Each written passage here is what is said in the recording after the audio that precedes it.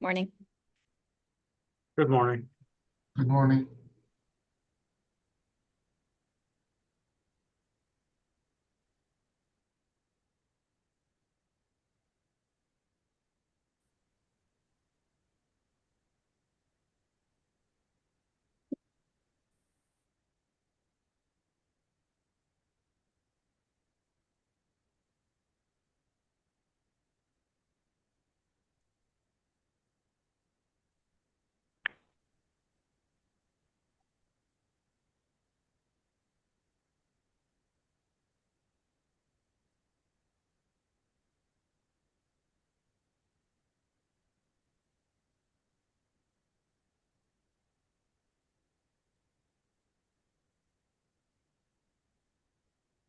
Good morning. Morning.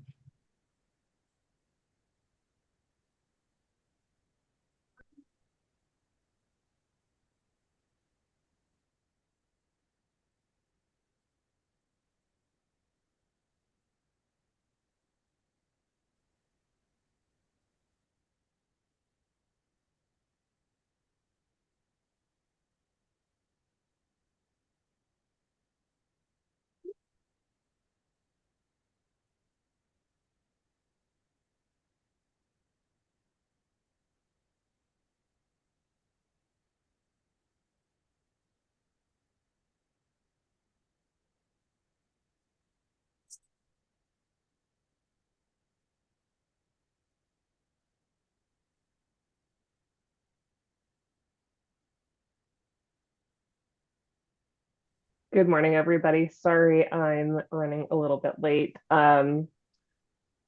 Gandhi, if you want to go ahead and do a roll call to establish a quorum Certainly, Madam Chair. Thank you. Ms. Wamsley, here. Ms. Nair, Here. Mr. Dang, Present. Mr. Borg, Kevin Borg. I'll circle back. Mr. Pond. Here. Okay, Ms. Howell, Here. Ms. Fine, Here. Mr. Bozen, Here. Mr. Morris, Here. Ms. Sutcliffe. Thought I saw her. Sandy, Here, but it doesn't look like we can hear. yeah, she's, I think, multitasking right now. Ms. Ulmer. Here. Ms. Patel Here. and Mr. Al Nassif. Here. I'll reach out to Kevin Borg. Here in a second. I'll give him a text real quick. Madam Sounds Chair, good. we do have a quorum, so we're good to go. Okay. Does anybody have any conflicts that they would like to address?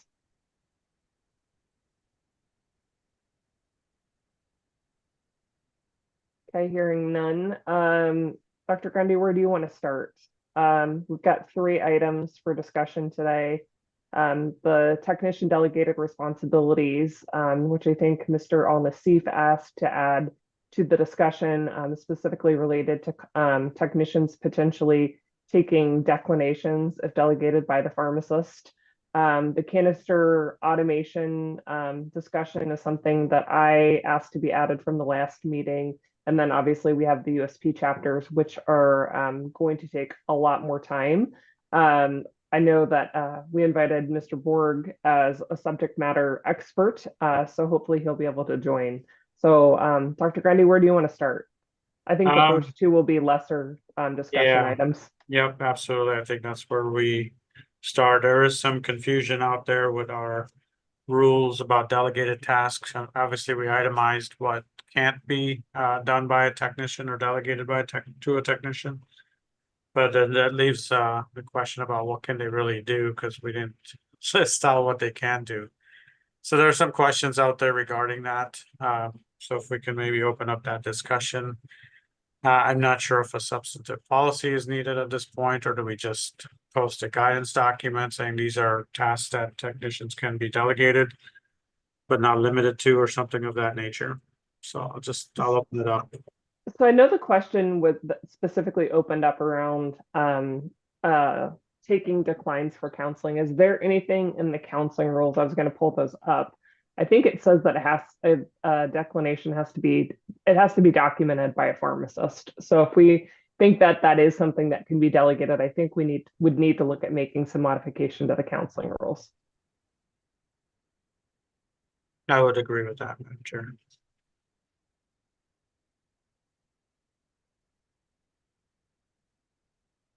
Food for thought as we go into the discussion. Tariq, is there anything you wanted to add? I think this was something that you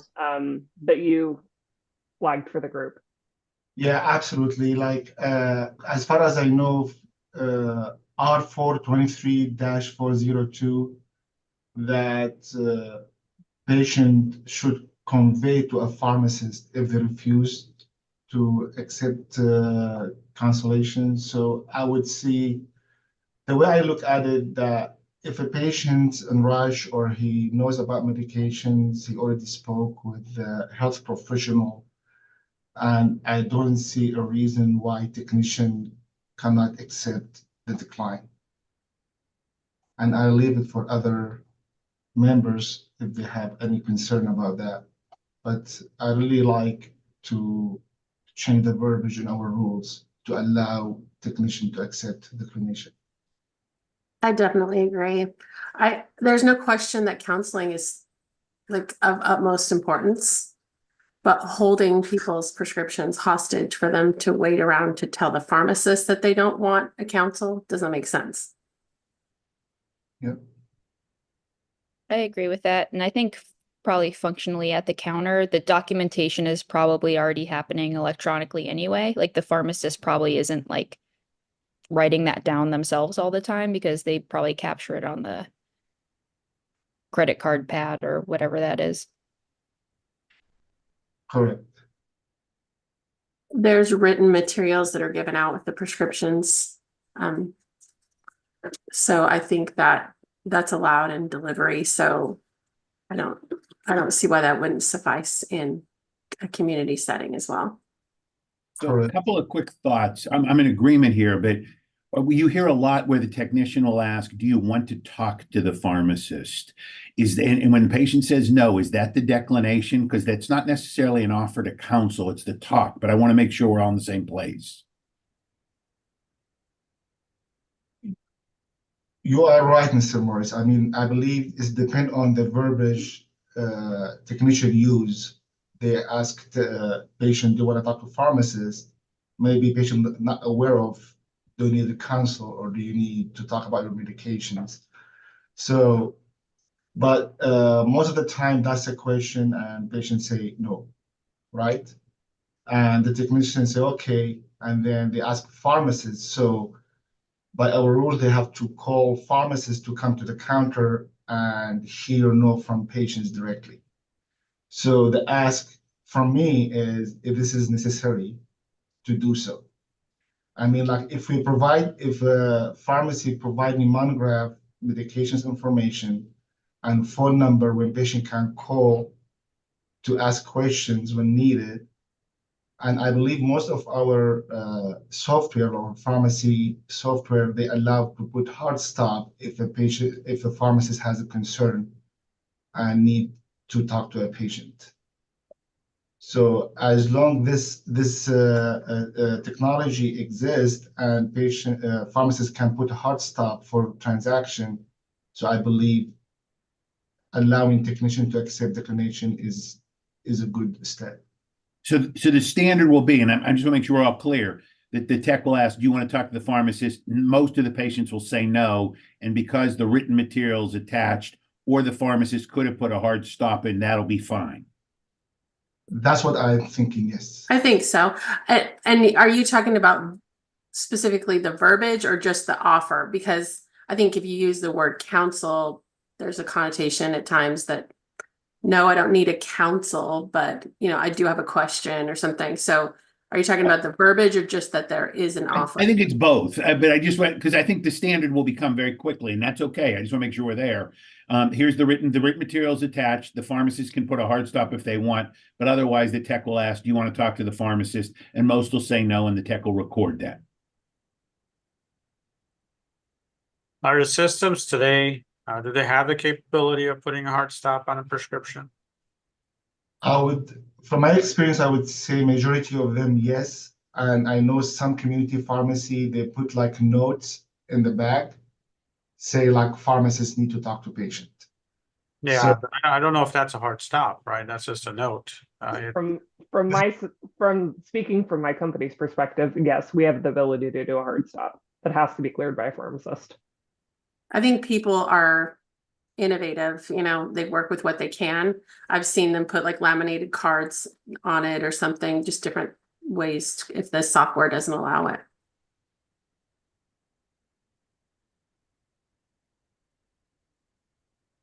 So then I have a second comment, which just goes to, I like the idea of saying a technician can do any delegated duty the pharmacist gives them, except that would be the statute. Here's the couple of things, or the rule. Here's the couple of things they can't do. But I do think you're going to get a ton of questions. So I think an FAQ or a substantive policy, here is a set of examples, not limited to, would be helpful on the website. But I like the idea agree. that the rule is they can do anything that's delegated, except for the few things that we specifically say they're not.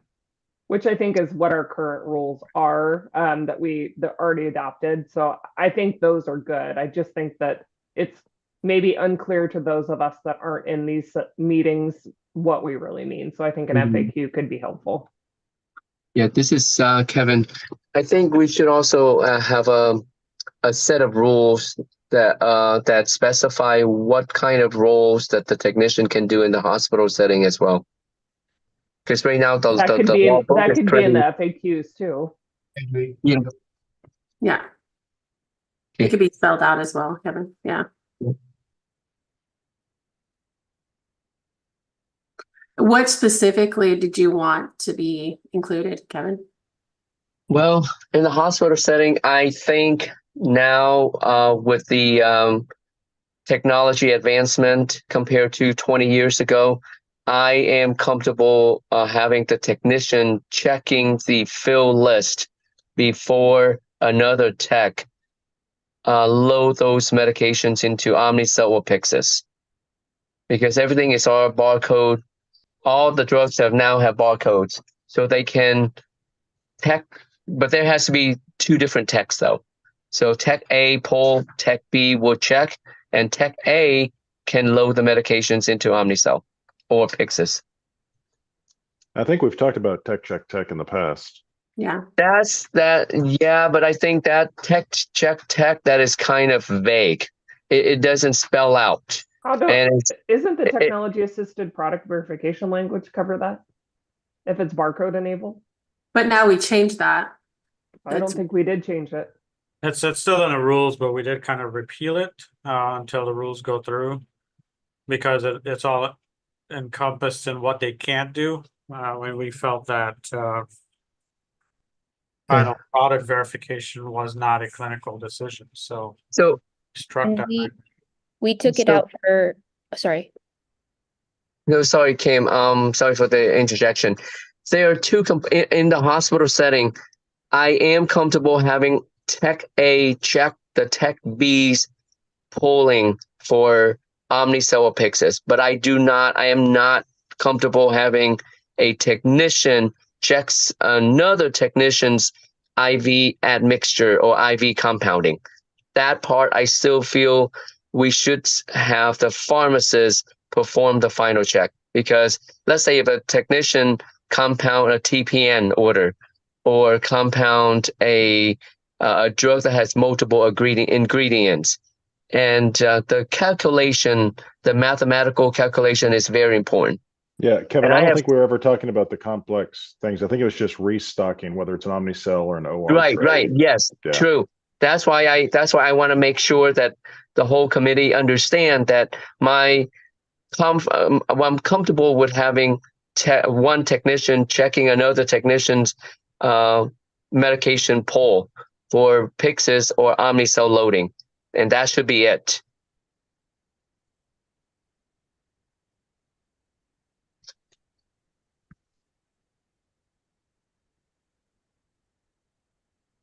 I agree with this. So loading automated dispensing machines, you want that to be on the FAQ? Yep, loading medications into Omnicell or in ADS, correct. Yeah, But can that okay, also we be can, restocking of OR trays, restocking? Correct, yeah. Kits. Checking RSI kit, checking code trays, checking medications that are pulled for Omnicell or Pyxis. That should be it. Yeah, restocking. Mm-hmm. Yeah, I agree. I think those can easily be checked by tech, and then it's not going to be administered to the patient until like a provider, like the anesthesiologist or a nurse reviews it. So there's a third check, and then we have barcode scanning at the bedside. So I think all those should be good, and they'll actually help advance the practice of pharmacy in the hospital setting. So whatever we can do to make that easier. Any other suggestions for stuff that should be included in FAQs that are permitted functions for any type of practice setting? I just have a question to Kevin, to Dr. Dan. So that would include control medication, right? You don't have a concern about control medication? I'm kind of in between, but I'm leaning towards giving the tech the privilege of checking those as well. That may be a hard sell with pharmacists having check on narcotics, especially with DEA stuff. that's, True, but the reason why I'm comfortable with that is because again, everything is all barcoded and everything can be, you can run a multitude of reports, whatever report you want to run. So I'm not too overly concerned with the diversion. Especially when they restock the machine, I believe nurses always back count, correct? Exactly. So if you pull 10 tablets of Percocet from the pharmacy Omnicell, and you're loading it into those 10 tablets into one of the Omnicell unit on the floor. If I'm the pharmacist on duty, if there's any doubts, I can always run the report and I can tell whether or not those 10 tablets were actually loaded. So there's a report that we can audit. That's why I'm comfortable with having technicians doing, checking other technicians' work for restocking. Correct. And they're not moving medication from DEA to different DEA. It's the same. No. Right. So I agree. They're not doing anything that involves DEA.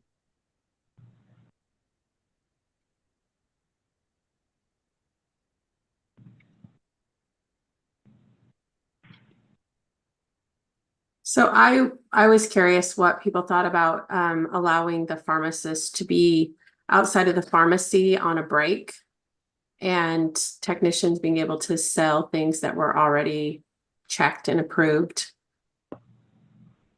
so that the pharmacist could actually have a lunch break or something outside of the pharmacy, but on the premises. I think that's a bigger discussion than delegation. Yeah. Not saying that I'm opposed to it necessarily. I just think it's bigger than what we have agendized today. At least in my opinion.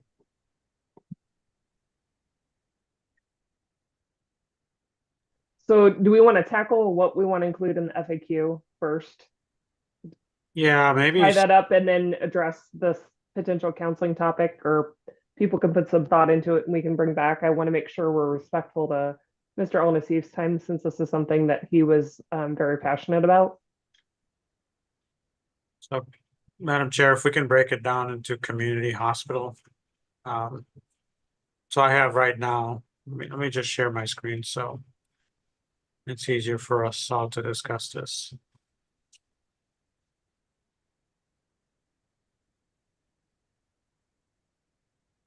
You able to see it? Do I need to enlarge it? Looks good. That's good. So technician delegated responsibility, if when we do a FAQ or substantive policy, be best if we break out community environment versus hospital. So that is pretty clear on what responsibilities can be delegated. Now, of course, the language would be not limited to, because I don't think everything's always changing. I don't think we'll capture everything as time evolves, but these are two things so far that we've discussed. So declination of counseling by a technician probably needs to be addressed by this rule. So we can take a look at that and see if we can make it broader. Prescription transfers.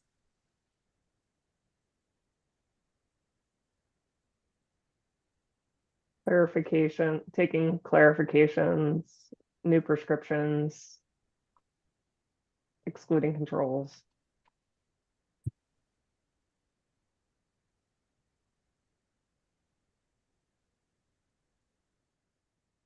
I'm sorry, I have just a question. We're talking about pharmacy technician and trainee, not clerk, correct? Pharmacy No, technician. no Not training, training. no training. Not training, okay. Verifications and clarifications on medications or prescriptions. Is that what I heard? Not verification, just New clarification, orders. taking new orders. Accepting or taking orders.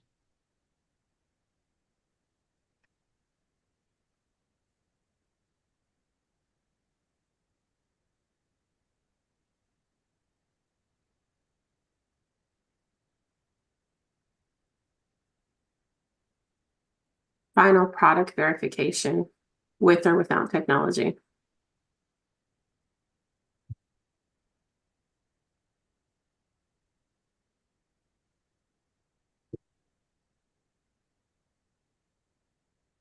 Now, would that be involved in their technician or just a single technician doing the function?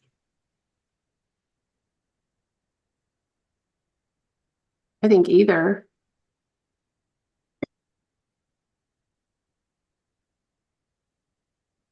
You mean a technician checking another technician or checking if, I think if there's technology involved, then if one technician is checking it, because it's barcoded and all that, that may make sense. But if you don't have the technology, you might need two people to verify. That's just a thought. I don't know. So there's a number of other states that allow a technician to check another technician without technology. yeah, Right, and that's what I'm kind of saying. So if it's with technology, barcoded and stuff, maybe you just need one technician. Because they're scanning it, okay. right? Okay. So, but if you don't have the technology, maybe it becomes a tech check tag, so you have two people that have to verify. Okay, so like tech check technology in technology assisted product verification, one tech checking the technology or another tech checking another tech. that's a big mouthful. But yeah, I followed it. I have my idea is a little bit different, Cam. Yeah. The reason I'm saying that is because not all of the in the hospital setting, not all of the drugs that we load into Omnicell came from the manufacturer. Some of the drugs, I would say about 25% of the drugs that we loaded into the unit are repackaged by pharmacy staff. There have been occasions where the individual who did the repackaging inadvertently put on the wrong barcode. So, and if we solely rely on the barcode, I can assure you that med errors will happen. So it's always good to have two individuals doing double checking. It doesn't matter pharmacist or tech, but should be two individuals. And So Kevin, that's my input. I think that's where we can capture that in a hospital environment, but I don't think we necessarily repackage in a community environment. It's usually from a manufacturer stock bottle is when Okay. filled. Now, correct me if I'm wrong, guys. I haven't practiced in many years, so I'm still thinking repackaging necessarily doesn't happen in the community. I agree with that, Kim. Yeah. It does not happen in a community setting. Hey, Kevin, you made the comment that you should have two people doing it. You're not suggesting that a pharmacist by themselves can't do it, or are you? Well, at times when there's only one pharmacist on duty and there's no technician, obviously, you have no choice. But isn't that ultimately is the pharmacist's liability and responsibility if there's med errors? So in a sense, if I were to be working by myself, I would have to do whatever it takes to make sure the product is correct, right? Because if something goes wrong, it's going to go back to me. I would be the main person who's liable and responsible for the med error. No, I like the idea of best practices too, but there are going to be times where there's just a single course, pharmacist. But a single pharmacist is okay, but Right. I am definitely not comfortable having one single tech. Yep. Should it be made clear that this isn't allowed for compounding, or is it allowed for compounding? I think it's said in the rule that it's not. Yeah, that's true.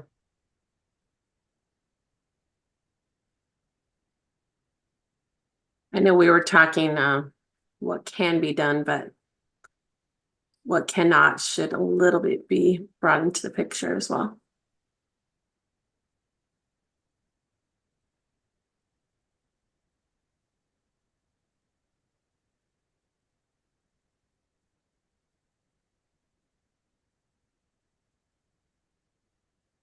Okay, so final product verification of manufactured medications. With one technician, if there's technology. And without technology would be tech check tech.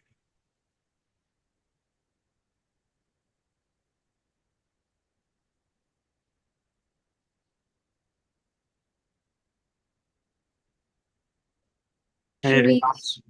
Go should we ahead. say something about like filling canisters or something to that extent? Or I don't know if that overlaps a bit with what Lori wanted to talk about today, but Well, and I mean, I don't think that canisters should only be able to be filled by technicians necessarily. Why couldn't a canister, if it's checked by a pharmacist, be filled by a trainee? I oh, don't want to that's limit. true. I That's- don't want to limit that to just a technician. Yeah, that makes sense. I agree with that. But is this scope for specifically technician delegated responsibilities? It's not talking.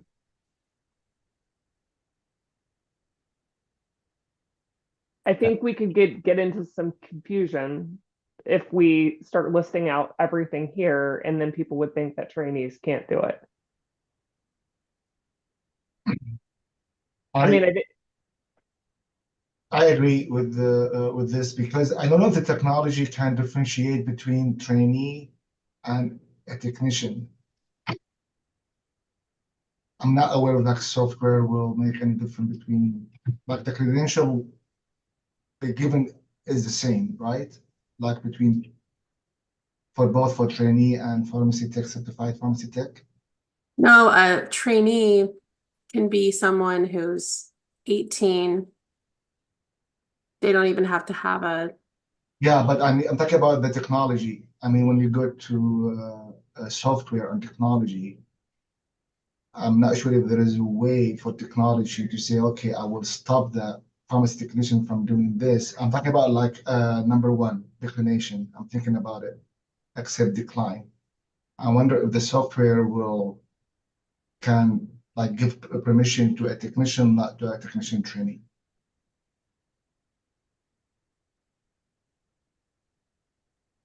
Think it's probably going to depend on the software, but I'd say probably if there's a company that is operating across multiple states, it would be pretty significant to have to track every single allowed task Right. and then per state, and then with that role-based access assigned to that person, having like that state qualifications. Correct. Correct. I agree.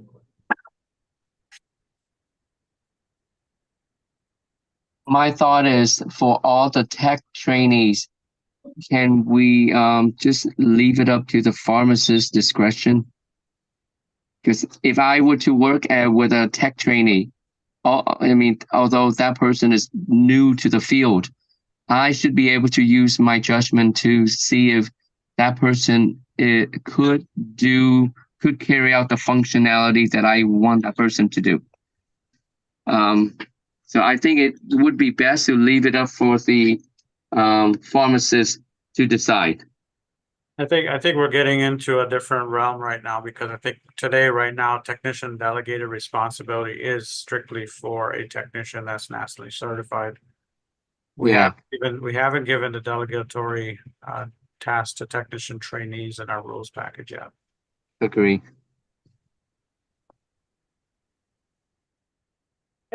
I'm thinking that this list and the FAQ should be things that are unclear to, or that may not be known by a pharmacist, that it is something that they could delegate to a fully licensed technician, certified technician. I also think we should put something in there, because I think our delegated rule addresses something around training, that there should be training.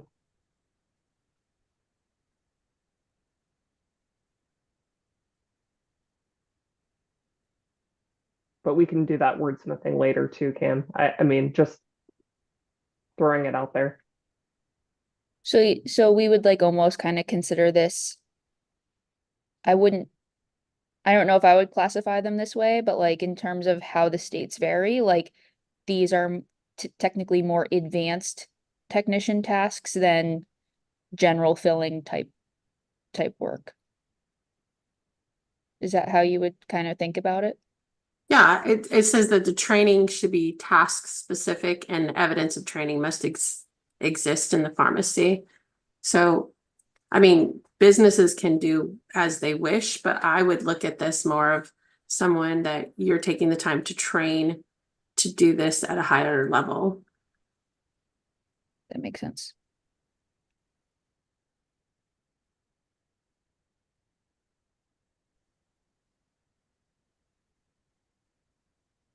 Okay, so for as far as the community environment, is this what's been kind of the lack of understanding out there? Will this clear it up? Do we need anything else? Is there anything like I'm not an expert on this, like anything in the realm of like MTM assistance or like medication lists or anything? Yeah, on that's that? already allowed. I don't know if that one needs clarification.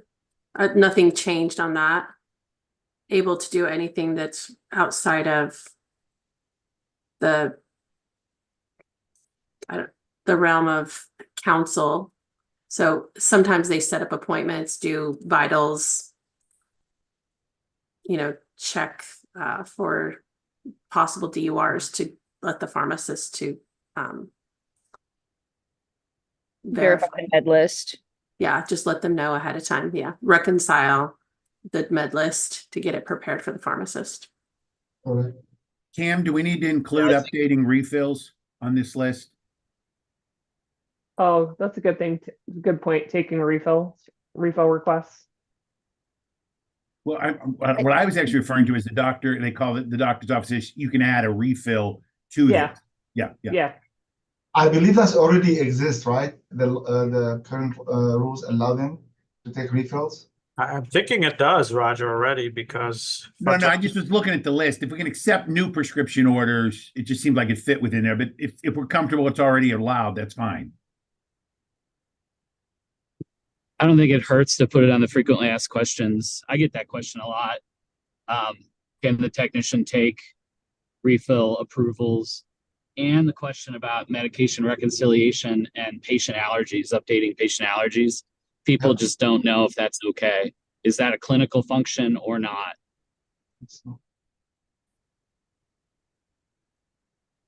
Yeah, that's kind of related to clinical function in the hospital setting. But it's already been allowed. I mean, I don't mind putting it on there, but it's always been allowed. Updating allergies. I'm not sure about medical condition, but I believe updating allergies something they can do in community. They can add conditions to the Yeah, if the patient Profile. provide it, yeah. I agree with that. And I'm thinking about prior authorization. I know some pharmacies, they help providers or their organization with the prior auth. I don't know if we can add allowing a technician to assist with the prior authorization, like fill out a form or. You don't even have to be a technician to do that. Yeah, Yes. if we put things on this list that said technicians can be delegated this task, there's gonna be confusion about that they're the only ones that can be delegated, because right now I can tell you that non-pharmacy personnel are doing prior auths. Yeah, I agree. And updating personnel could, updating patient information could also be done by a trainee. I think a trainee. Yeah, and I that's, mean, this is, I think, too far. I think it's actually going to add confusion instead of clarifying confusion on some of this. Move number 8. number Yeah. 8A, yeah. Okay. Again, I'm gonna date myself, but back in the good old days when we just had one drug. Patients, I mean, technicians created a profile, asked for drug allergies, food allergies, and, you know, obviously put those codes in the system. Yeah. Now, they popped up as a warning, that's my job then at that time to do the clinical assessment, right? But, Exactly. yeah, that's all done at data entry. And patient information is also stuff like phone number and email address and address and all those kinds of things. I don't want that. I certainly don't want that limited just to a technician. Yeah. And that you have to have special training to do that. right. I don't think that's the right thing to do. So I will remove that part. This also is kind of, I understand why it may be needed, but I think technician trainees can also do that. I believe we have it. No, I think the intent here was that they can take refill authorizations from the prescriber, not from the patient. And I believe the rules allow them, the current rules allow them to do so. If there's no change, they still, at this time, they can accept refill authorization. Yeah.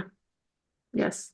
I think So, it's just like functionally doesn't happen that often, right? Because when you call, you don't know what you're gonna get. So like technicians may not be calling and accepting refills that often. Because they're probably not getting somebody live on the phone. No, Or and say, oh, I want to change it. But Yeah, I think if it majority can of be those- done by a trainee, it shouldn't be on this list, in my opinion. I agree with that. and I I think think- requests are primarily faxed these days anyways, are they not? so we remove number 6 or we leave it? You know, I'm gonna have to probably err on the side of, I think we need to remove it because we're gonna get more questions. I Mhm. agree. Are only technicians allowed to do this now? Right. So we remove it. And MedRec has been allowed for quite a while. So MedRec, like if patient call the pharmacy say, please discontinue this meds, I'm not on it anymore. So we only allow technician to discontinue. That's considered MedRec, right? Yeah, they have people that's their specific job is to do the reconciliations at hospitals, right? Yeah. So maybe like it's specific to MTM or medication management. But normally, I think technicians can collect that information, but I don't think they can like discontinue a med out of a patient's profile. That would be still then a pharmacist would have to sign. We're getting into the realm of clinical decisions, assessments, or whatever at that point. Yeah. Pam, So- does 3 need to reference non-controlled? Prescription transfers, I think, doesn't the FDA or No. Well, I was 3. just saying, if for Oh, number prescription 3, sorry. transfers, we're saying non-controlled only, we're Yeah, gonna let them accept a brand new controlled? no, that's a good point. Yeah, I think that actually might be in the delegation rule anyway, right? It's like transfers and new It is. role. This is for those that don't read that, I guess. Well, Well, we can it's only- we should reference the rule somewhere as when we do it. Yeah, Yeah, we'll itemize it. I vote we And take then- 6 out. Yep, I'm fine with that. I just wasn't sure if there was like some extra sort of thing that wasn't being done before, but if not, like it should go.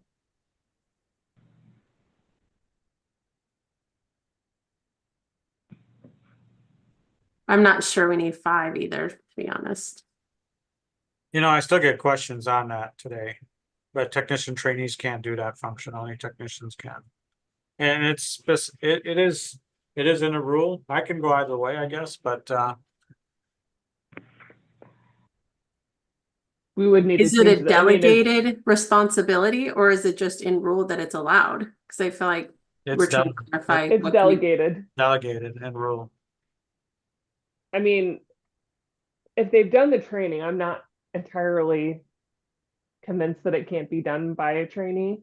And that could perhaps lessen the workload for some pharmacists, but we would need to change the immunization rule. Yeah. Well, if you think it'll be helpful, fine. But I just didn't think it was related directly with this delegated rule that we're talking about.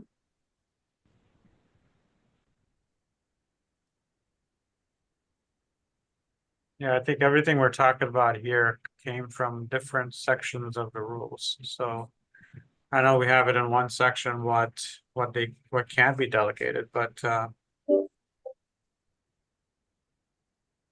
Okay, is there anything we need to add to the hospital side? Looks kind of we're kind of focused Yeah, on the so- community.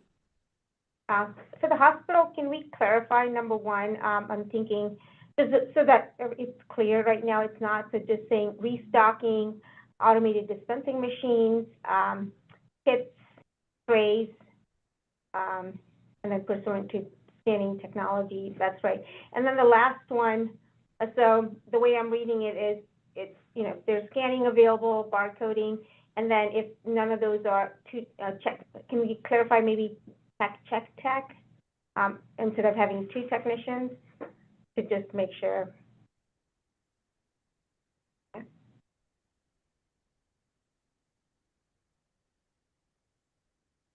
And then instead of and, should it be or? Hmm, Do we do barcode, barcode? technology. I think this is where Kevin was talking about where you guys do restocking, right? Mhm. So, and if a barcode is tagged wrong on that drug, would another technician catch it? Yes, yes. Thank you, Kim. Okay. And Yep. that practice doesn't happen in the community, so we don't Well, the have. barcoding thing is upstream. So when you check as a pharmacist what's been barcoded and pre-packed by a technician, the pharmacist is going to check that. So having a barcoding error should not make it to that point. So that's managing the rules for a one-off exception, which I don't think is where we want the FAQ to go. What I think Bina is getting at is we need to have a tech scope of service for OR kits, kit trays, tackle boxes, anything where technology is not available. Tech makes a lot of sense. When it's restocking with technology, 1 or 2 techs is reasonable. And I have no problem doing tech even on technology. Right. So for number 2, yes. So we should include we should allow the tech to check the other kits, RSI kit, the code tray, and any sort of kits. Mhm. Kits, trays. Code trays. What else is it? RSI, you said? RSI. RSI. We have STEMI kit. We have RSI kit. That'd be a lot of details to list out, Cam. Yeah, Yeah. I think Yeah, how if we do just I- say kits, yeah, if we just say kits and trays, then it That's covers enough. it, because we Yeah. can call it a kit or a tray, with the tech, I think. Okay. Because sometimes we don't have technology for that. Yep. Okay. Mhm. And then I wanted to see if we can do a number 3. So I like what retail's doing with the final product verification of manufactured medications with 1 technician or barcode. So again, it compounded prescriptions, no. But if something's already available from the manufacturer, like a unit dose with the barcode, the final product could be checked by a tech. If we copy number 4 from the community, Is I like Kevin, do you agree, or Matt? These are things that we just put in a baggie with the patient name and it goes to the floor, but then the nurse actually barcodes it, before giving it to the patient. So that'd be good. That'll help us Well, advance practice in the hospital. for From sure. my experience, I'm not strongly opposed to that. But by having a pharmacist doing a final verification, it gives me the affirmation or confirmation that the medication is being delivered to the nurse. And for sure, the nurse is administering the medication at the time when I had entered it in Cerner or Epic. Because why am I saying that? Most of the medications, I would say 90% of the medications in the hospital setting are removed by the nurses from Omnicell or Pyxis and administered to the patient. Special medications, like those that need to be half-tap, or some of them are controlled substances, or some of them are hazardous medications. When I enter the medication in Cerner, I specify the time that the medication should be given. So when the tech pull the medication and I check it, and I have the tech bring it up and deliver it to the nurse, hand deliver it to the nurse, in my mind, I know for sure that that specialty med is being delivered and it should be given to the patient at the time when I enter in Cerner. If we were to skip that part, I would feel ultimately the tech gonna tell me anyways that, hey, Kevin, I'm gonna take this med upstairs to the nurse. So that's why I'm just giving you guys a scenario where having a final check by a pharmacist for specialty medication or meds that are coming from the pharmacy would be helpful for pharmacists.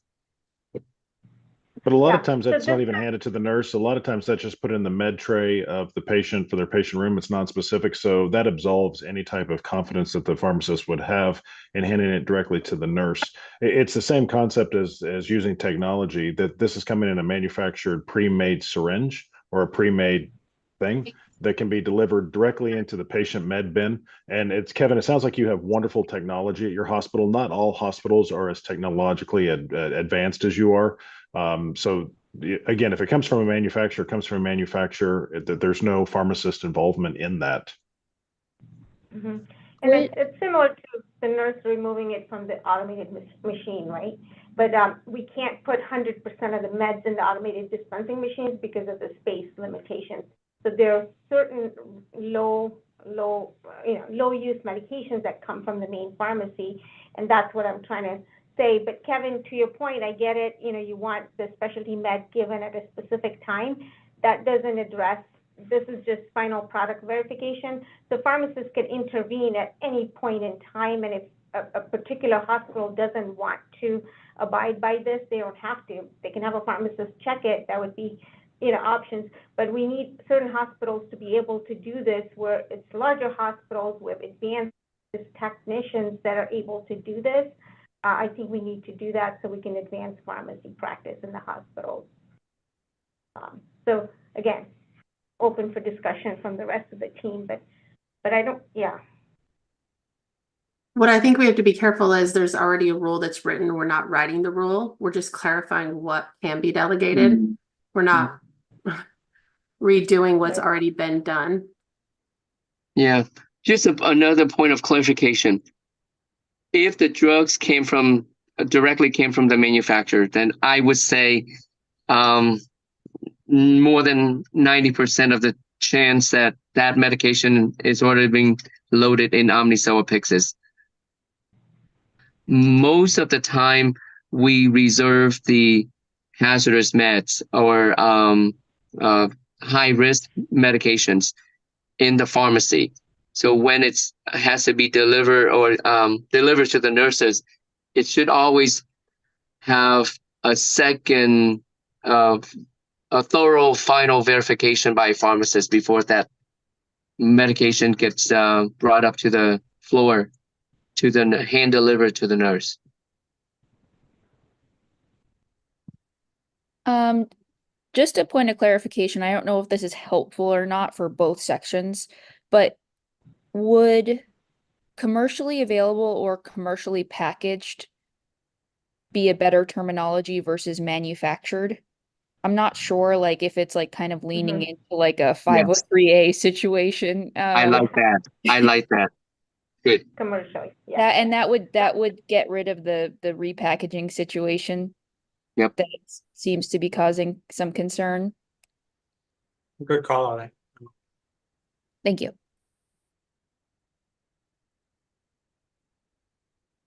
All right.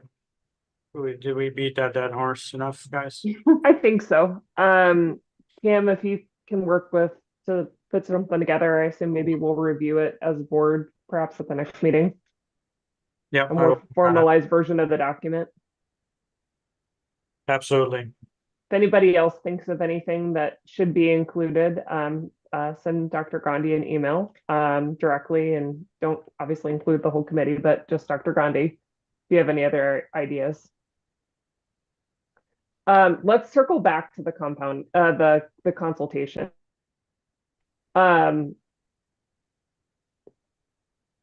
We will need to change that rule, I believe, Dr. Gandhi. So is that something for a future committee meeting, if that is the will of the group, that we want to look at changing that rule to make it a Yeah, little bit broader? I can start working on that, Madam Chair. And if I get it done before the next board meeting, maybe I can present it and get your take on it. I think I know I have an understanding of what the committee is looking for. And if I can somehow put it down on paper, we can review it at the next board meeting. Yeah, and I'll take a look and see if there's some other states maybe that we can look at in terms of language that's out there, because Arizona does have more specific documentation rules than I think most states do. So maybe there's another state that we can draw from since it's already in place. Sounds good. Anything else on delegated responsibilities? Tariq, does that address your concern, at least for now, until we look at the counseling rule a little further? Jeez. Thank you. Do we want to tackle canister checking for automated dispensing systems real quick, or? Yeah, I actually have a suggestion there. So I looked through some states after the board meeting, and Florida actually has a good rule specific to automated filling systems that I'd like to potentially look at. It is 64, actually here, let me just send this to you, Dr. Gandhi. I can just send this document to you. Apologize, I meant to do this before the meeting.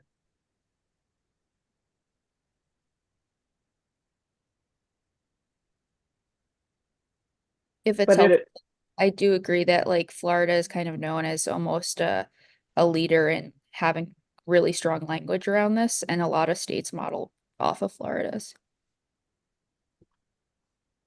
It talks about basically the closed loop kind of systems, which are the ones from my perspective that we've approved in the past. So where the pharmacist checks it at the point of the canister, and then it proceeds without any human intervention at that point using technology. Let me add that. But it has a really good definition, and it talks about like where that would be allowed and when a pharmacist doesn't necessarily have to specifically check it from a patient perspective, patient specific perspective. Kim, I'm sending it to you via email right now. Sounds good. Thank you. Yeah, the accuracy on this is so high. I mean, 99.9 or 100% accurate. Which is the reason why I brought it up. I mean, and like I said, I know we have approved multiple ones of these for mail order pharmacies, for central fill pharmacies, those kinds of things. So my thought is really, if we're approving deviations because we think it's safer, we should just look at the rule. Right. It's overdue. I agree.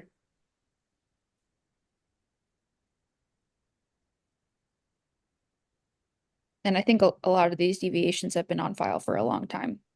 Mhm.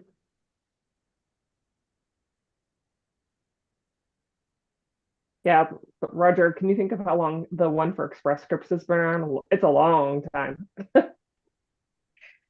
It's been probably pushing 30 years. Wow.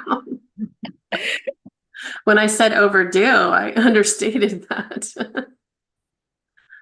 I think we're seeing that type of technology in more pharmacies now than maybe when it originally was opined, but so it defines in the definitions there what an automated filling system is. And then if you go down to number 4, it addresses 4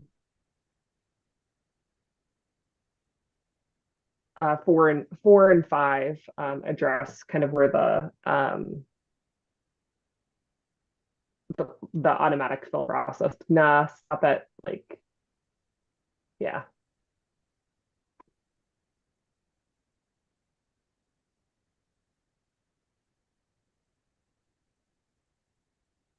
Just trying to make it easier to give us something to consider.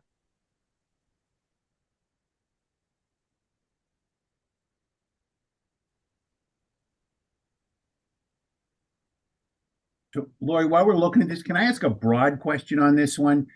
I have gotten constant questions over the years for about 614, 615, and 616, because nobody understands which one applies when they look at them. This is automated counting, storage and counting, counting devices.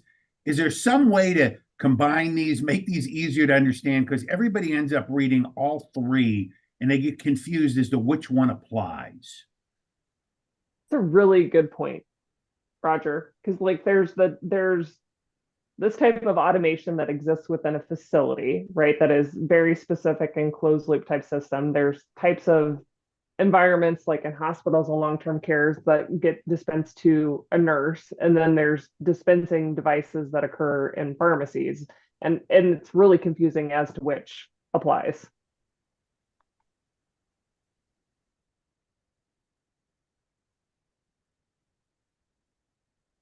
And there's kiosks on top of that.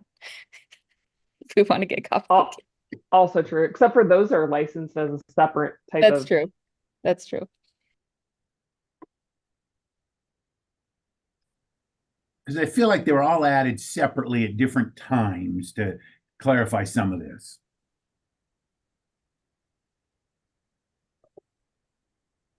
So 615, 616, did you say 617 also? I think 614 was the other one I was looking at. 14? Yeah. 614, automated storage and distribution system. 615, mechanical storage and counting device for a drug in solid oral dosage form. And then 616, mechanical counting device for a drug in solid oral dosage form.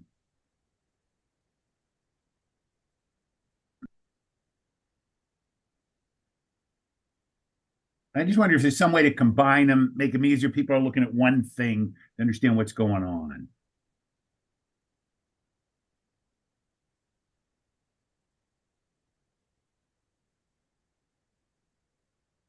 Okay. And I know there's good reasons for each, but I said, I end up reading all three all the time. Sounds good. We'll take a look at that. So on the screen, what is highlighted? It reads that a completed, labeled, and sealed prescription is produced. Do we have to have it be sealed? I think that means capped. Okay, got it. To me, I was thinking like tamper-proof seal, and I'm like,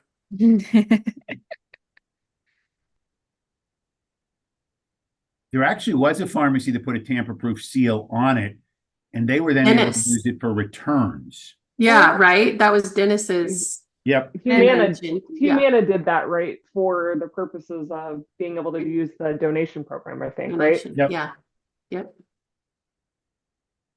I don't know, thoughts from the group, like I said, as I was kind of looking through states for language that I thought existed, I thought this kind of fit the bill.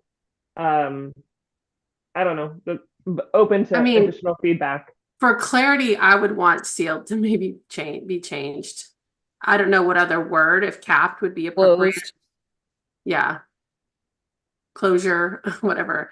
And then I was just reading through this. I didn't understand the manual intervention shall not include preparing a finished prescription for mailing, delivery, or storage. Maybe I'm just not reading it all in context, but I didn't understand what that meant. I think what that means is that You can it's intervene. finished. Yes, you Yeah. can do that. So as long as it's to the point where it's in a sealed pack, in a sealed bottle, so like you can mail it, or you could address it for shipping or however, Okay. right? Like Yeah. that could, like, there could be a person that intervenes to put it in a box Got or it. something like Got it. that, or seal and close a box. But Okay. Yeah, that makes actually sense. putting tablets in the bottle or manipulating the tablets in the bottle, that couldn't be done Right. outside of the automated system, or Yeah. a pharmacist would need to check it, is the way that I read it. Okay. Yep. So yeah, that's not part of the closed loop. Got it. Okay.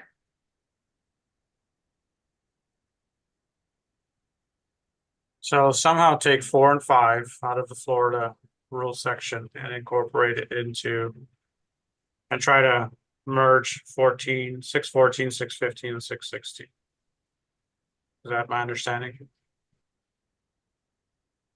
I say yes. I don't know if this is like a separate discussion or if it throws a wrench in this at all, but I do think that there's like these sort of I don't know what you would call them, like on-site deviations or something that also involve canisters. Is it for return to stock processes or something that allow you to reuse canister meds? Is that the same thing as here? Or would that be elsewhere?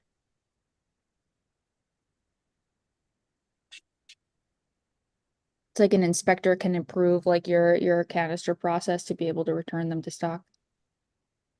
Oh yeah, that's under mechanical counting devices, I think. Okay. Just because I know that there's like a bunch of waivers for that too, I believe. Yeah, and I guess that's another point, is should we just look at having some requirements rather than trying to approve it? I don't know. And to Roger's point as well, do we need to look at change, like what fits in what definition? So for example, are these types of automation that we're talking about at like mail order pharmacies and central fill pharmacies and things like that have these robotics, is this considered a mechanical counting and storage device, or is this considered something else? Like, does it even fit the definition that we have today, or is this a new definition altogether?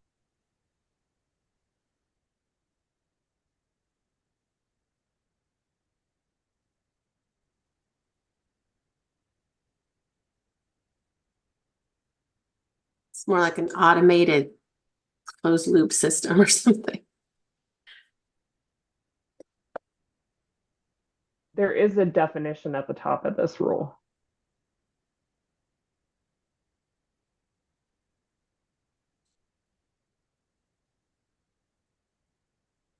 Automated filling system is what they call it.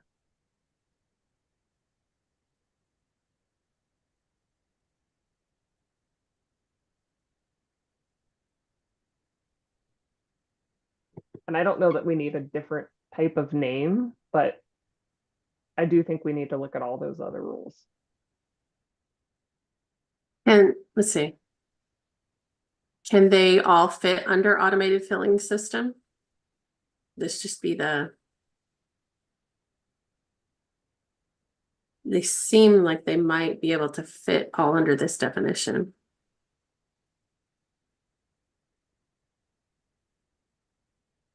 You know, what we can do is take historical information. I know Sandy's really good at that. Try to capture what 614 was intended for, 615, 616. And if it all makes sense, then yeah, we can readjust. combine whatever we need to and then bring it back before you guys. Can you hear me? Yep, I got you, Sandy. Go ahead. Oh, good. 6, 14, 15, and 16 actually encompass 4 different types of automation.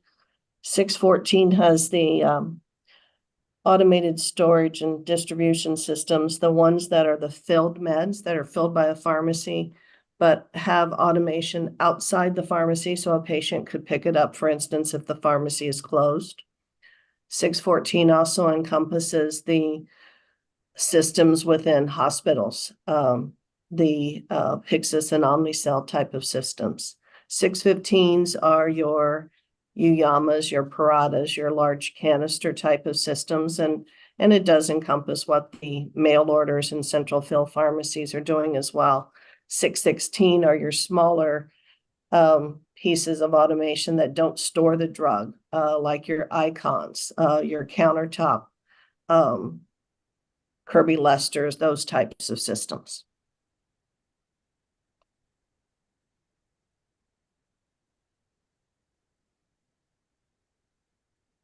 Can you envision, Sandy, being able to combine those 3 sections? I think you could. I think you would just have to be clear as to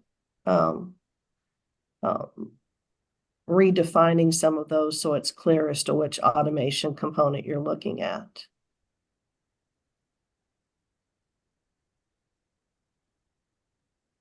Hey, Cam, Because even if again, you- for 614, it's not the system within a pharmacy like this Florida Yeah, one appears to be. it doesn't work. Yeah. even if you called the rule automated systems and then just had subparts, it'd be one place for people to look. Yeah. Mhm. And that's where I was going. In my head, that's where I was going towards. And then maybe have address some of the other specific requirements or what have you. Yeah, I like that. Yeah, I think if we do it in one, we can have an overarching thing that encompasses everything and then break out the detailed specifics for each individual business model or whatever they have. I like that. If you want to take a stab at that, Cam, we can let's try and take a look at that at one of the future task Yep. force meetings. We will do that. I think that would be some really good updates and help to clarify things for the public if we can update some of that stuff.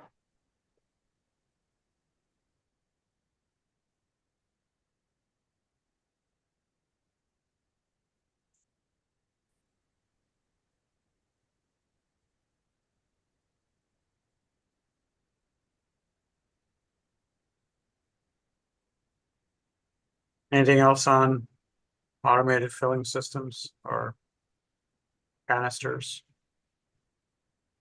Just if we can try and like include that other deviation just to clean things up, and when we go ahead and discuss this, I think that would be really helpful. I agree with you, Emily. If there's some things that typically the inspectors automatically approve, like if there's a barcode or some of those kinds of things, or there's certain record keeping pieces that can be traced, if there are certain things that are like things that we automatically approve, so that way it doesn't have to continue to go to the staff, I think that would be beneficial. And then if there are things outside of that, then perhaps the staff or the board would need to approve it. Yeah. But I agree. There's the new types of automation out there, the Uyamas, Paradas, there's good trackability and all that kind of stuff to put it back in. Laura, you just mentioned barcode, and I know there's a few places, I think, in the rules that talk about barcoding. With the changes with the 2D barcoding coming out and all of the requirements that are out there, I wonder if that's something that we need to agendize for later to talk about some updates into the rules.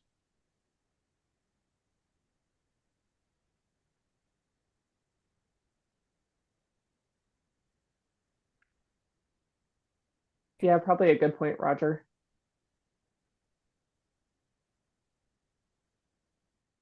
Okay, we'll take a stab at that one, Madam Chair.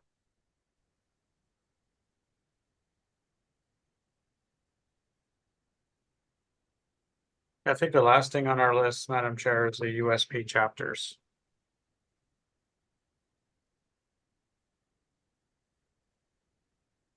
I did do a little homework on USP, and it seems like 34 states have adopted USP by reference. Some states still require specific addition in the rules, but looks like they're moving in a direction of updating that date to encompass the latest edition. There are a handful of states that are carving out flavoring. That seems to be a subject of discussion across the country. I don't have the number of states that are doing that, but I know there's quite a bit of them. So 34 states adopted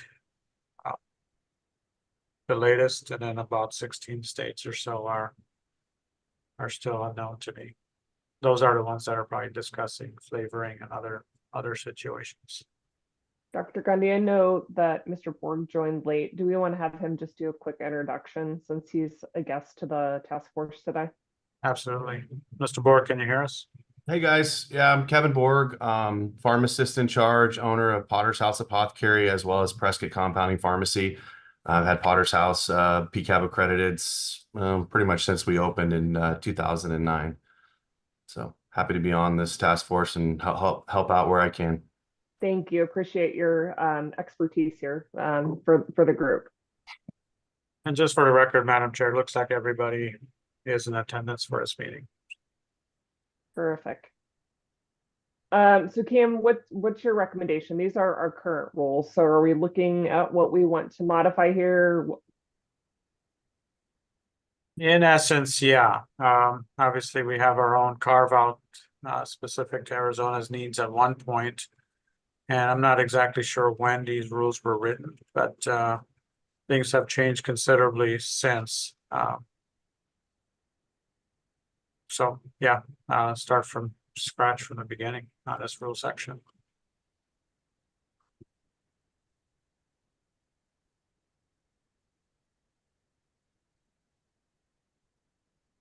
Madam Chair, this is Mark Bozen. I have a suggestion and I hesitate to give it, but I'll Go throw ahead. it out there. I apologize. This meeting snuck up on me. I had intended in providing with some sample language just to start, and I didn't do that. We have 45 minutes left in this meeting.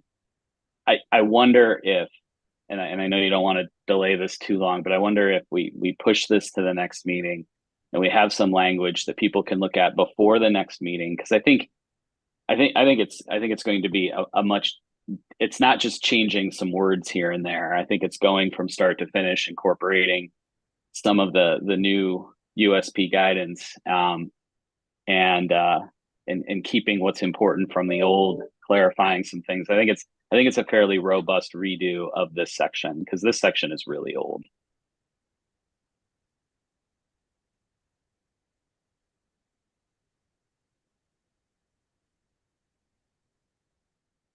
Thoughts from the group? I agree. This is Kevin. I mean, we do have a little bit of time. Mark, do you already have thoughts on where you think you want to go with this, or do you want to run through it and have people call out the areas, at least, obviously not wordsmithing per se, that you think should be changed, or what's the best course? I do think that this is going to take quite a bit of time. This part could easily take 2 hours. Sure. So I think that the most important things would be to harmonize this with current FDA statutory guidance, current FDA regulatory guidance. So, for example, when we talk about things that are simple as which ingredients are you allowed to use, there are things that are missing. So meet official compendial requirements. I know what that means. There's a USP monograph for them. But it also doesn't say the first criteria that the FDA gives us is a component of an FDA approved drug. So in the Food, Drug, and Cosmetic Act, when you're selecting a drug, what are the 3 criteria? It has to be a component of an already approved drug, and if not, if it must have a USP monograph, and if neither of those, and it's a bulk substance, needs to be on the list one. And so harmonizing language like that, I think is easy to do. We're just or just referencing the appropriate section of the United States Code that talks about what are appropriate ingredients to compound with. I do like the clarification, though, the specificity of B1B here. I think we should retain that. And then we talked about it in the presentation to the board several months ago when we talked about, gosh, should we start enforcing the November 2023 USP guidelines? And the answer was, well, not for Arizona pharmacies. We talked specifically about things like fluconazole. Fluconazole are considered a hazardous substance under the NIOSH list, but it's really not an acute and dangerous hazardous substance when it comes to compounding in our labs. And we compound a lot of that in Arizona because our dogs all have valley fever, or they're going to get valley fever because their noses are 2 inches from the ground all the time. And we talked about developing rules that were related to the acuity of the compounding operation. So, for example, setting up some criteria that mirror the USP guidelines and enforce USP guidelines if the pharmacy is engaged in these kinds of activities. So if you're got anti-neoplastics in your pharmacy, yeah, we're going full bore, 100% USP 795, USP 797, USP 800. But I picture a limited formulary of things, so to speak, that are less acute. We all agree are low risk, and really not traditional compounding activities, adding flavors to things, the quintessential magic mouthwashes and the butt pastes and the things like that. Do you really need full blown USP 795 and USP 797 enforcement? I think the answer is no. But where do you draw that line? And that's where the 2-hour conversation comes in. And I think that's why it's important to sort of start with something on paper to at least get the thoughts down and some guardrails, and then we can debate those. Like, I echo what Mark said. Absolutely. It's yeah, something's going to take some time. And then I think in addition to the current good compounding practices, we should probably also look at the sterile product compounding, because that pertains to USP 797, 800. The more I was looking at the compendium, again, from a hospital perspective, and to your point, we mix a lot of fluconazoles and other, class 2 and 3 agents from the NIOSH list. I wonder if we can even put a general statement, pharmacies or departments can do a risk assessment, right, for those NIOSH lists, 1, 2, and 3. So category 1 is anti-neoplastic, so that really has to follow the USP 800 hazardous compounding requirements, right? But 2 and 3, there's some leeway. Do you double glove and do it? So I don't know, instead of putting all that in a rule, we could maybe put a statement like, hey, complete a risk assessment, which the USP allows that as well, because they understand not everything can be done in a negative pressure room, right? So I think, more work is needed on this chapter or these rules for sure. I agree with everyone. From my experience, USP allow organization to do self-risk assessment. And what I'm looking for, like you see, to differentiate between community pharmacy, compounding facility, and manufacturer. There is like a big difference in practice there. When we talk about miracle mouthwash or adding flavors, is totally different level than like dealing with chemotherapy or like compounding chemotherapy. So that will take a lot longer time to discuss. And I would like to see like allowing facility to do like their own self-risk assessment for a certain group of medications. I don't like see patients in the weekend like looking for a pharmacy willing to do a miracle mouthwash or mixed miracle mouthwash for them. Yeah, I kind of agree with that. I mean, speaking from, we're not open on weekends, and we get tons of Miracle mouthwash prescriptions because the retail pharmacists are just afraid to do it. Um, and we're happy to do it, but certainly that's something that I feel like patients can get quickly taken care of so long as pharmacists are comfortable mixing, 3 or 4 different liquid ingredients, all commercial available together, and not calling it a compound. But I think pharmacists should feel comfortable doing that. Although the pharmacies around me they're referring them all to us, and we're happy to do it. But I I agree. feel like the patient can quickly and easily Yeah. get taken care of there in the community pharmacy and get them on their way And it's versus having probably to send to us. and it's probably not the right thing for them to have to wait to have it shipped and all that kind of stuff too. Yep. And especially if you're talking about like a shortage of Tamiflu or something like that, that is also time sensitive, or, Miracle mouthwash is often used for patients that have cancer.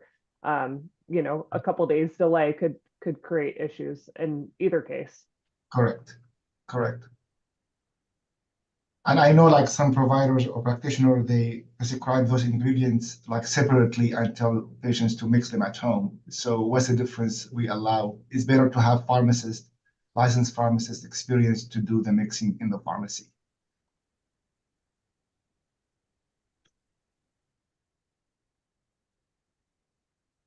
I'll date myself here, but it's got to be at least 25 years that we've been talking about doing a carve out for flavoring. So like the 30 real exemption that we talked about earlier, it's probably time to talk about carving out flavoring. I was 6 at the time when we were talking about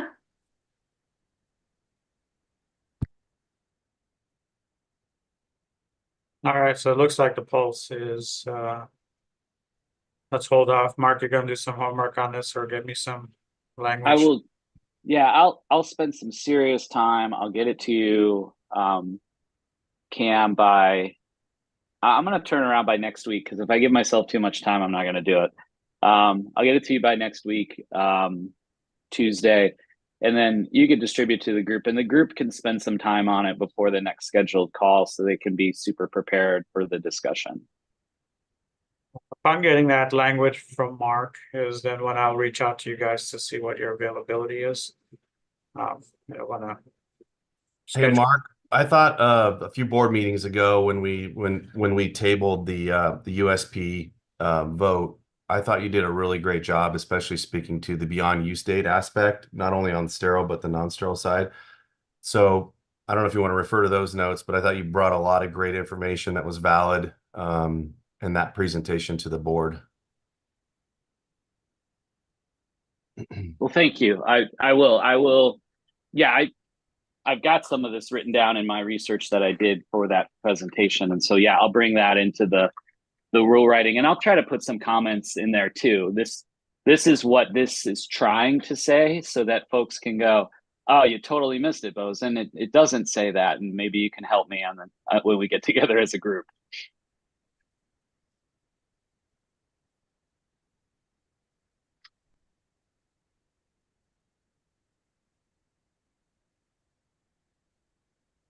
You guys, anything else left to discuss today?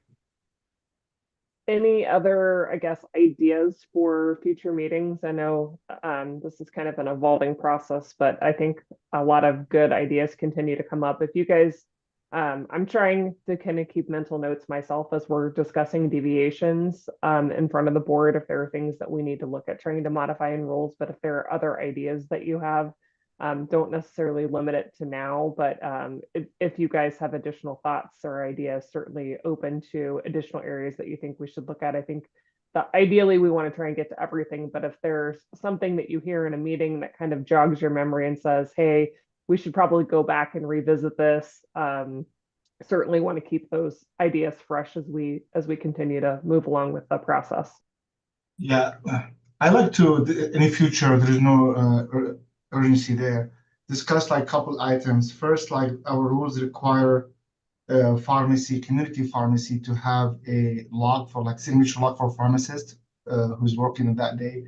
I believe having people like work remotely now. We have very advanced technology. I don't think that necessary anymore because people work from home from like shared system. And the other area also, the labor requirement is require pharmacists to have like pharmacist name in the labor initial. Again, now we have like auto dispensing machines and we have all those high think- technology. I think we may have already addressed that. I'll take a look. Okay, all right. So As long as it's captured electronically on who's yeah, from the beginning to the end of that prescription. exactly. I think we did already address that one. I think the Okay. only one, Madam Chair, if I can bring one up, is vet meds. They're shipped directly to either a herd type situation or the zoo where the veterinarian drives out there and meets his inventory to be applied to that animal. I don't think that's captured. So we may need to address it. And does that encompass the conversation that happened a couple of meetings ago where there's like a really long request about vet meds and like distribution and stuff, or is that something different? That I think happened at the last meeting with, but that was a little bit different. I think that was Okay. shipped to a different unpermitted facility to be administered by the individual, not necessarily a veterinarian. Okay. I wasn't sure if that was the same. Similarly, like just some thoughts going through my head are, it would be nice if we almost had like an enumerated, as close as we could get to some of like a list of the deviations that already exist, because that could be like a really interesting place to start. I think like and maybe part of this is an issue with my memory, but I don't remember exactly like all of the things that we've said, like, okay, yes, we're gonna do that, or like what's actually moved forward. So for instance, like square feet, I feel like we talked about it at some point, but I Did we just don't. try- Did we try to address that already? I Believe think we we have. did. I think we believe- did. I think we believe we made have. it more of a standard of care type of thing, that it's dependent upon the type of activities and services. And I Are think you looking for like a recap of what we've covered? I think, yeah, I think my question is like two parts. Like one, if there's more deviations for us to look at, I think that would be like a really easy place to start, just so that like we're looking at what everybody is always asking to change. And then two, I'm getting pretty fuzzy on what we've done so far and what we've said, like, oh yeah, let's make sure we get to that. Right. And I'm just not sure if it's Right. just me. one of my things on my list is when the dust settles is to compile a list of all the sections we've touched. Oh, And great. then give you a section of everything we haven't touched yet, right? So, and then we can pick up where we left off for those untouched versions. So I will get you that once the dust settles a little bit. Okay, That's a that'd great be call awesome. out. Thank you. I was like, is it just me? No, No, I think it's all of us. yeah. All right, anything else for the good of the order?